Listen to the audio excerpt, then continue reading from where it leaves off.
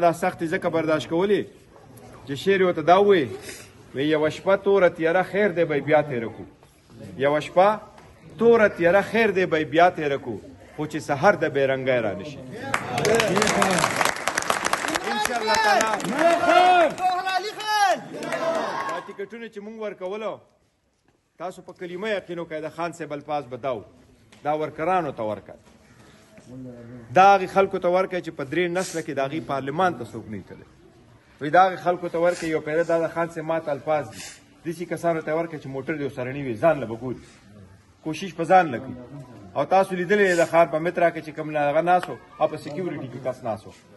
خان صاحب په سیاست کې دا نشته چې دا سړی څومره مالداره دی او د ده سره څومره پیسې دی دا نه مني هغه دا ګوري چې دا ورکر دی د دې په خلکو کې دی په ده کې ټالنټ پوټنشل ایبیلیټي ده دی به په هغې کار وکړي دا چې کسانو ته چې مونږ هم ټکټونه ورکول مونږ دا کاته چې دا د پارټۍ سره مخلص خلک دي ځکه دا هم د دې نشانونه به هر نمونه آزاد به وي خو دا آزاد نه دي دا زمونږ کره کړی خلک دی زما سیټ د نیشنل اسمبلی خو دا تاسو وګڼئ چیرمین خان صاحب و د خان صاحب نه وروستو هغه کرسۍ تاسو له درکړې ده و تاسو خان صاحب له په کم اعتماد واپس ورکوئ دا په تاسو ده یو کس ته ما ټلیفون وکړو د هغه نشان راغستی و هغه ته ما ته دا نشان مه راله مه ودرېږه نو ویې ولې هغه ته ما خان په دې بونیر باندې احسان کړی دی د هغه د نشان سره مقابله هم وکوه د هغه د نماینده سره خو نماینده دی خو د خان صاحب د نشان سره د بونیر کس لمونه د پکار چې هغه خان صاحب د نشان سره مقابله وکړي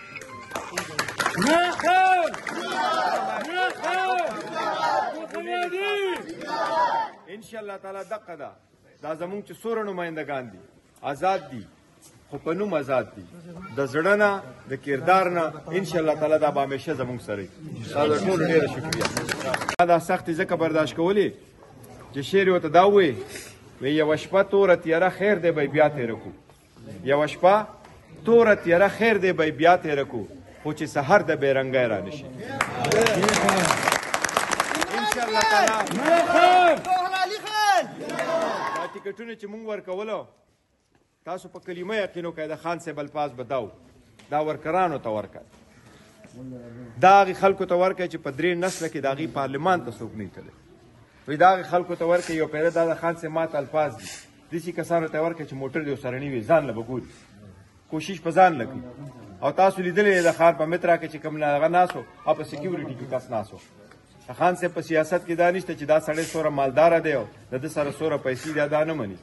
هغه دا ګوري چې دا ورکر دی د دې په خلکو کې دی په ده کې ټالنټ پوټنشل ایبیلیټي ده دی به په هغې کار وکړي دا چې کسانو ته چې مونږ هم ټکټونه ورکول مونږ دا کاته چې دا د پارټۍ سره مخلص خلک دي ځکه دا هم د دې نشانونه به هر نمونه آزاد به وي خو دا آزاد نه دي دا زمونږ کره کړی خلک دی زما سیټ د نیشنل اسمبلی خو دا تاسو وګڼئ چیرمین خان صاحب و د خان صاحب نه وروستو هغه کرسۍ تاسو له درکړې ده و تاسو خان صاحب له په کم اعتماد واپس ورکوئ دا په تاسو ده یو کس ته ما ټلیفون وکړو د هغه نشان راغستی و هغه ته ما ته دا نشان مه راله مه ودرېږه نو ویې ولې هغه ته ما خان په دې بونیر باندې احسان کړی دی د هغه د نشان سره مقابله هم وکوه د هغه د نماینده سره خو نماینده دی خو د خان صاحب د نشان سره د بونیر کس لمونه د پکار چې هغه خان صاحب د نشان سره مقابله وکړي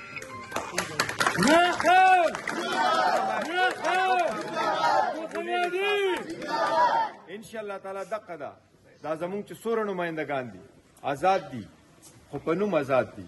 د زړه نه د کردار نه انشاءالله تعالی دا به همیشه زمونږ سره وي دا د ټولو ډېره شکریه